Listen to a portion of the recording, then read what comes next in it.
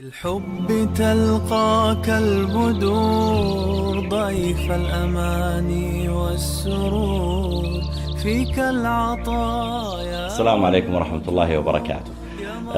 هنيئا لنا رمضان، ونحن في هذا الرمضان الطيب في عام 1434-2013.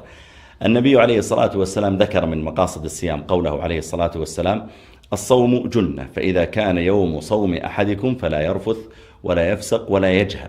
قال: فإن سابه أحد فليقل إني صائم إني صائم.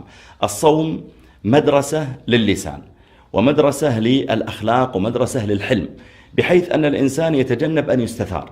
فإذا كان صائما استطاع أن يضبط أخلاقه، استطاع أن يضبط أعصابه، استطاع أن يكف لسانه عن أن يجيب الناس ربما بالسباب.